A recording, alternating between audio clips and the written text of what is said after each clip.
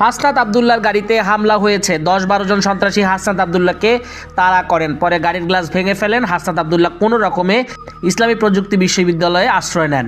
গাজীপুরের চান্দনারা চৌরাস্তা এলাকায় ঢাকার দিকে আসার সময় পেছন থেকে ১০-১২টা মোটরসাইকেল এসে হাসনাতের উপর হামলা করে।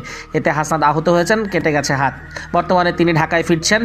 ফেসবুক আইডিতে দেয়া এক পোস্টে এনসিপির আরেক নেতা আব্দুল হান্নান মাসুদ বলেন, গাজীপুরের চান্দনায় হাসনাত আবদুল্লাহর গাড়িতে হামলা হয়। আশেপাশে যারা আছেন দ্রুত এগিয়ে আসেন। একই তথ্য জানিয়েছেন নাগরিক পার্টির মুখ্য সমন্বয়ক সার্জিস আলম। ভেরিফাইড ফেসবুক আইডিতে লিখেছেন, হাসনাতের গাড়িতে সন্ত্রাসীরা হামলা করেছে, গাড়ির গ্লাস ভেঙে দিয়েছে, হাত রক্তাক্ত হয়েছে। আশেপাশে যারা আছেন হাসনাতকে প্রোটেক্ট করুন। আইওটি বিশ্ববিদ্যালয়ের শিক্ষার্থীরা এরই মধ্যে জড়ো হয়েছেন। হাসনাত আবদুল্লাহকে সর্বোচ্চ নিরাপত্তা দেওয়ার জন্য তারা একত্রিত হচ্ছেন, যে যেখানে আছেন ছুটে যাচ্ছেন। সম্প্রতি হাসান আবদুল্লাহর বেশ কিছু বক্তব্য তোলপাড় হয়। এর মধ্যে আওয়ামী লীগ নিষিদ্ধকরণের ব্যাপারটি আছে। জুলাই আন্দোলন নিয়ে যারাই মতের বিরুদ্ধে যাবে তাদেরকেই শায়েস্তা করবেন বলেও জানিয়েছেন হাসান আবদুল্লাহ। এছাড়া বিএনপির কর্মীরা চাঁদাবাজি করছে কোনো কোনো এলাকায়, তাদের ঘিরেও মন্তব্য করেন হাসান আবদুল্লাহ। সব মিলিয়ে মতের পার্থক্য থাকায় কুচক্রী মহল হাসান আবদুল্লাহর উপর হামলা করেছে বলে ধারণা করছে অনেকেই। পুলিশকে খবর দেওয়া হলে গাজীপুরের পুলিশ সময়মতো আসতে পারেনি। গাজীপুরে জাতীয় নাগরিক পার্টির এনসিপির মুখ্য সংগঠক হাসনাত আবদুল্লাহর গাড়িতে হামলা। কে বা কারা এই হাসনাত আবদুল্লাহর গাড়িতে হামলা করেছে তা কিন্তু প্রমাণ সহকারে আমাদের কাছে এমন কিছু গুরুত্বপূর্ণ তথ্য এসেছে যা জানলে আপনি ইতিমধ্যে অবাক হতে বাধ্য। বন্ধুরা চলুন ভিডিওতে আজকে আর বেশি কথা বাড়াবো না, সরাসরি আজকে আমরা চলে যাব মূল ভিডিওতে। বলছিলাম হাসনাত আবদুল্লাহ তিনি আক্রান্ত হয়েছেন আজকে ঢাকা ময়মনসিংহ রোডে গাজীপুরের চান্দনা ৪ রাস্তার মোড়ে এই ঘটনাটা ঘটেছে। ময়মনসিংহ থেকে ঢাকায় ফেরার পথে সম্ভবত এই ঘটনাটা ঘটেছে। দৈনিক সমকাল প্রথমে সার্জিস আলম এবং আব্দুল হান্নান মাসুদ তারা ফেসবুক পোস্টে নিশ্চিত করেছেন ব্যাপারটা।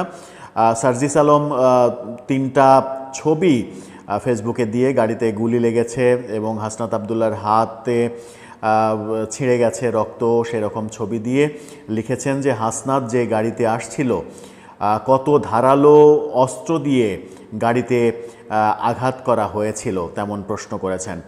কিভাবে কোন অস্ত্র দিয়ে আঘাত করা হলো, এটা হাতুড়ি দিয়ে ভাঙা হলো নাকি গুলি করা হলো না কি করা হলো সেটা এখনও স্পষ্ট নয়। এ ব্যাপারে দৈনিক সমকাল যেটা বলছে সেটা হচ্ছে জাতীয় নাগরিক পার্টি এনসিপির মুখ্য সমন্বয়ক দক্ষিণাঞ্চল হাসনাত আবদুল্লাহর গাড়িতে হামলার ঘটনা ঘটেছে। এই হামলায় তিনি আহত হয়েছেন বলেও জানা গেছে। রোববার সন্ধ্যায়, আজকেই সন্ধ্যায় চান্দনা চৌরাস্তায়, গাজীপুরের চান্দনা যে চৌরাস্তা সেই চৌরাস্তায় ঢাকা ময়মনসিংহ মহাসড়কে এই ঘটনা ঘটে। হামলার পর একদল দুর্বৃত্ত তার গাড়ির পেছনে দৌড়াতে থাকে বলেও জানান প্রত্যক্ষদর্শীরা, এমনটা সমকাল নিশ্চিত করছে। এনসিপির জ্যেষ্ঠ যুগ্ম আহ্বায়ক আরিফুল ইসলাম আদিব সমকালকে জানিয়েছেন, ঢাকার দিকে আসার সময় গাজীপুরে চান্দনা চৌরাস্তার এলাকার পেছন থেকে ১০-১২টা মোটরসাইকেল এসে হাসনাতের ওপরে হামলা করে। এতে হাসনাত আহত হয়েছে। বর্তমানে তিনি ঢাকায় ফিরেছেন, অর্থাৎ ঢাকাতে ফেরার সময় এই ঘটনাটা ঘটেছে।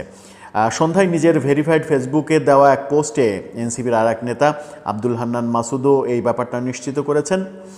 এদিকে উত্তরাঞ্চলের মুখ্য সমন্বয়ক সার্জিস আলম তিনিও ফেসবুকে পোস্ট দিয়েছেন, যে কথাটা বললাম। তারা পোস্ট দিয়ে এই ব্যাপারে সেখানে এগিয়ে আসার জন্য নেতাকর্মীদের আহ্বান জানিয়েছেন। সেই আহ্বানে সাড়া দেওয়ার প্রয়োজন হয়তো তাৎক্ষণিকভাবে হয়নি, কারণ হাসনাত আবদুল্লাহ ঢাকায় ফিরে এসেছেন বলে সমকাল নিশ্চিত করেছে। এখন ঢাকায় ফিরে এসে তিনি যদি আহত হয়ে থাকেন তাহলে তার সুচিকিৎসাটা আগে প্রয়োজন। এরপরে নিশ্চিত করেই এই ঘটনা যারা ঘটালো তার সঠিক তদন্ত হওয়া প্রয়োজন। সঠিক তদন্তের আগে অনুমান ভিত্তিক কোনো কথা না বলে এই ঘটনা সঠিক তদন্ত হওয়া প্রয়োজন, এই কারণেই যেন এই ঘটনার পুনরাবৃত্তি আর না হয়। বাংলাদেশে যে কথা আমরা বহুবার আলোচনা করেছি যে বাংলাদেশে যে রাজনৈতিক কালচার শুরু হয়েছে, এ ওকে মারবে, ও ওকে মারবে, এই রাজনৈতিক কালচার দিয়ে সুস্থ বাংলাদেশ গড়ে তোলা সম্ভব নয়। সুস্থ বাংলাদেশ গড়ে তুলতে হলে সহনশীল রাজনীতি প্রয়োজন, যেখানে কেউ কাউকে মারবে না, সবাই সবার গঠনমূলক সমালোচনা করবে এবং সমালোচনা করে যুক্তি তর্ক দিয়ে যারা যুক্তিতে জিতবে তারাই আগামীর পথে এগিয়ে যাবে। তেমনটা রাজনীতি আমরা আসলে দেখতে চাই। এরকম হামলা মামলা, এই উদ্ভট মানে কোত্থেকে উড়ে আসা মামলা, এই ঘটনাগুলো বাংলাদেশে একের পর এক ঘটছে। আমরা এর আগে বহু মবের ঘটনা ঘটেছে, আমরা বারবারই মবের বিরুদ্ধে কথা বলার চেষ্টা করেছি। মবকে পৃষ্ঠপোষকতা দিলে সেটা যে খুব ভালো কিছু হবে না, মবের পরে আবার মব হবে, মবের পরে আবার মব হবে, সেই কালচারটাকে আমরা নিরুৎসাহিত করার চেষ্টা করেছি। এখন যে আবার হামলার ঘটনা ঘটলো, এটা তার প্রতিপক্ষ ঘটালো নাকি কারা ঘটালো, এই প্রশ্নটা সামনে এসেই যাবে। এই প্রশ্ন যখন সামনে এসেই যাবে তখন পুলিশের কর্তব্য একটাই হবে যে সঠিক তদন্ত করে, এখন যেহেতু আধুনিক প্রযুক্তির মাধ্যমে সব কিছুই স্পষ্ট বলা যায়, সেই এলাকায় যদি সিসিটিভি ফুটেজ থাকে তাহলে কারা আক্রমণ করলো সেটা দেখা সম্ভব। আর যদি সিসিটিভি ফুটেজ নাও থাকে তাহলেও মোবাইল ট্র্যাক করে অন্তত বোঝা সম্ভব যে ঠিক নির্দিষ্ট ওই এলাকাটাতে কারা কারা কোন কোন মোবাইল ব্যবহার করেছে। আধুনিক প্রযুক্তি এখন আইনশৃঙ্খলা বাহিনীর হাতে যথেষ্ট রয়েছে, তারা খুবই সক্ষম এই ব্যাপারে সঠিক ফলাফলটা বের করতে। আশা করি সেটাই বের হবে। আমরা আমাদের প্ল্যাটফর্ম থেকে এই হামলার ঘটনার নিন্দা জানাই। এটা কোনোভাবেই কাম্য নয়। যে কারো বেলায় যদি এরকম ঘটনা ঘটে, তিনি যিনিই হোক না কেন, তিনি যদি একজন অপরাধীও হয় তাহলেও তার উপরে এরকম। বাংলাদেশ জাতীয়তাবাদী দল বিএনপির বিভিন্ন কমিটিতে আওয়ামী লীগের লোকজন, এটা কমন একটা খবর। এবং বিএনপির প্রোগ্রামে জয় বাংলা স্লোগান, ইটস ভেরি কমন। কারণ আওয়ামী লীগ করে এসেছে, গত 16 বছর আওয়ামী লীগ করেছে, এখন বিএনপিতে এসেছে, তো পুরোনো স্লোগানটা মনে পড়ে যায় বা এটা অভ্যাসে পরিণত হয়েছে। It's very common. কিন্তু বর্তমান সময়ে 2025 সালের এই মে মাসে, যেখানে বিএনপি জামাত এক প্রকার শত্রুতা, সেখানে বিএনপির কমিটিতে জামাতের লোকজন, এটা একটু আশ্চর্য হওয়ার মতো এই ঘটনা ঘটছে। বিএনপির কমিটিতে আওয়ামী লীগের লোকজন, আবার জামাতের লোকজন, আবার মৃত লোকজনও। মানে বিএনপি কি করছে, কিভাবে কমিটি গঠন করছে, এটা তারা নিজেরাও জানে না। এজন্য মৃত লোকজন থাকে, আওয়ামী লীগের লোকজনও থাকে, জামাতের লোকজনও থাকে। এটা রহস্যটা কি? দর্শক, আওয়ামী লীগের লোকজন থাকাটা স্বাভাবিক, মানে বিএনপির পার্সপেক্টিভে। কারণ আওয়ামী লীগের যা লুটপাট করেছে, তাতে সেই লুটপাটকে যদি কন্টিনিউ করতে হয় তাহলে বিএনপির ছত্রছায়া যেতে হবে। কারণ আওয়ামী লীগের লুটপাট সব এখন বিএনপি করছে, অতএব খোলস পাল্টালেই খেলা খতম। কিন্তু জামাতের লোকজন কেন থাকবে, এটার কারণটা কি? আবার মৃত লোকজনও কেন থাকবে? আমরা খবরটা একটু দেখি। বিএনপির কমিটিতে আওয়ামী লীগের দোসর মৃত ব্যক্তি, যদিও শিরোনামে জামাতের কথা বলা হয়নি, কিন্তু জামাতের লোকজন আছে। মৌলভীবাজারের জুরি উপজেলা বিএনপির 3টি ইউনিয়নের ওয়ার্ড কমিটিতে মৃত ব্যক্তি, কৃষক লীগ ও জামাতপন্থীদের অন্তর্ভুক্ত করার অভিযোগে সম্মেলন স্থগিত করা হয়েছে। বুঝতে পারছেন? এর মানে জামাতপন্থীরাও থাকে, আওয়ামী লীগও থাকে।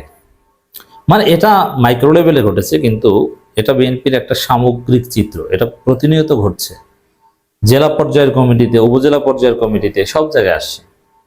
এবং এটা বিএনপির বিভিন্ন অঙ্গ সংগঠনের ক্ষেত্রে বেশি হচ্ছে। বিএনপি, বাংলাদেশ জাতীয়তাবাদী দল বিএনপি এই নামে যে সংগঠন, এখানে যা ঘটছে তার চাইতে কৃষক দল কিংবা যুব দল, স্বেচ্ছাসেবক দল, মৎস্যজীবী দল, ছাত্র দল, এইসব জায়গায় বেশি ঘটছে। সম্মেলন স্থগিতের জন্য মৌলভীবাজার জেলা বিএনপির আহ্বায়ক মোহাম্মদ ফয়জুল করিম ময়ূন এবং সদস্য সচিব আব্দুর রিপন স্বাক্ষরিত এক পত্রে জুরি উপজেলা বিএনপির আহ্বায়ক ও সিনিয়র যুগ্ম আহ্বায়ককে নির্দেশনা দেওয়া হয়। চিঠিতে উল্লেখ করা হয়, পূর্ব জুরি ইউনিয়নের 3 নম্বর ওয়ার্ডে মৃত পারুল বেগমকে সদস্য, গোয়ালবাড়ি ইউনিয়ন 7 নং ওয়ার্ডে জামাত ইসলামী সদস্য মনির সিদ্দিকীকে যুগ্ম সাধারণ সম্পাদক এবং ফুলতরা ইউনিয়ন 1 নং ওয়ার্ড কৃষক লীগের সদস্য ফয়েজ আহমেদকে সভাপতি হিসাবে মনোনীত করা হয়েছে, যা অনিয়ম প্রশ্নবিদ্ধ। এসব কারণে 3টি ইউনিয়নের কমিটি গঠন ও সম্মেলন স্থগিত করা হয়েছে এবং সংশ্লিষ্টদের কাছে ব্যাখ্যা চাওয়া হয়েছে। জুড়ি উপজেলা বিএনপির সিনিয়র যুগ্ম আহ্বায়ক হাজী মাসুম রেজা বলেন, শুধু এই 3টি নয়, উপজেলা 6টি ইউনিয়নের বিভিন্ন ওয়ার্ড কমিটি গঠনের সময় নানা অনিয়মের অভিযোগ মৌখিক ও লিখিতভাবে এসেছে। জেলা কমিটি থেকে পাঠানো চিঠিও তারা পেয়েছেন। আহ্বায়ক সহ কমিটির অন্য সদস্যদের সঙ্গে আলোচনা করে অভিযোগগুলো তদন্ত করে ব্যবস্থা নেবে। যাই হোক, ওটা তদন্ত, ওরকম তদন্ত কত করে বিএনপির তদন্ত, ওগুলো ধৈর্যা, ওগুলোর কোনো কার্যকারিতা নেই। তদন্ত, বিএনপির বহিষ্কার, এগুলো ফালতু। এখন এই ঘটনাটা কেন ঘটছে, কিভাবে ঘটছে, মৃত ব্যক্তিও কেন কিভাবে আছে, এটার একটা বিষয় হচ্ছে যে টাকা পয়সার খেলা এবং বিএনপির ফ্যাকশন, এই দুইটা পয়েন্টের মাধ্যমে আপনি এটা বিশ্লেষণ করতে পারবেন। কিভাবে? যেমন আওয়ামী লীগের লোকজন আসে টাকা দিয়ে, তাদের টাকা আছে, তারা লুটপাট করেছে। আর বিএনপির লোকজন তো টাকার পাগল, তা যারা কমিটিতে নাম দেয় তাদেরকে কিছু পয়সা দিয়েছে, নাম দিয়ে দিয়েছে। আওয়ামী লীগের লোকজন আসার খেলা হচ্ছে এটা, যে টাকা অথবা আওয়ামী লীগের যে লুটপাটের যে বিভিন্ন প্রতিষ্ঠান আছে, ওই প্রতিষ্ঠানে যাতে বিএনপি নেতারা কর্মচারী হতে পারে, এজন্য আওয়ামী লীগের লোকজনকে পদ পদবি দেয়, যে আওয়ামী লীগের ওই প্রতিষ্ঠানে সে লুটপাট করেছে, এখন ওখানে কর্মচারী হিসেবে কিছু টাকা পয়সা পায় কিনা, এই, এছাড়া কিছু না। এটা হচ্ছে আওয়ামী লীগ নেওয়ার রহস্য। কিন্তু জামাত ইসলামী তো এখন কোনো ক্যালকুলেশনে আসার কথা না। এটার একটা বিষয় হচ্ছে ফ্যাকশন। যেমন বিএনপিতে প্রত্যেকটা ইউনিটে 3, 4, 5টা পর্যন্ত গ্রুপ থাকে, সভাপতি গ্রুপ, সেক্রেটারি গ্রুপ, সিনিয়র সহসভাপতি গ্রুপ, 1 নম্বর সাংগঠনিক সম্পাদক গ্রুপ, এরকম গ্রুপ থাকে। এই গ্রুপে প্রত্যেকে চায় যে প্রত্যেকের পছন্দের লোক বা নিজের লোক কতজন রাখতে পেরেছে। সাপোজ 101 সদস্য বিশিষ্ট কমিটি বা 51 সদস্য বিশিষ্ট কমিটি বা 20 সদস্য বিশিষ্ট কমিটি, এখন 3 গ্রুপে 3, 7, 20, 21 ভাগ করে নেয়, এরকম যে 7 জন, একজন একটা কম। এখন একজন নেতা 7 জন পেয়েছে, যে না আমি 7 জন ঢুকাতে পারবো। এই 7 জন অনেক সময় পায় না, 7 জন লোকই তো দেখি না। তখন ওই তার আত্মীয় বা ওই জামাত করলেও তার সাথে ভালো সম্পর্ক একজনকে ঢুকিয়ে দেয়, অথবা মৃত ব্যক্তি একজনকে ঢুকিয়ে দেয়। তো মৃত ব্যক্তি জেনে শুনেও ঢুকিয়ে দেয়। কেন? যে মৃত ব্যক্তি অ্যাটলিস্ট ওর পক্ষে তো অতিরিক্ত একজন থাকলো না, মানে অন্যের ভাগ থেকে তো একজন কমলো, আমার ভাগে মৃত্যু পড়লো, ওর পক্ষে সক্রিয় লোক তো একজন কম না। কারণ এই মৃত ব্যক্তি না হলে, এটা যদি এই লোক এই পদটা যদি অন্য কেউ নিত, তাহলে তো তার লোক বেড়ে যেত।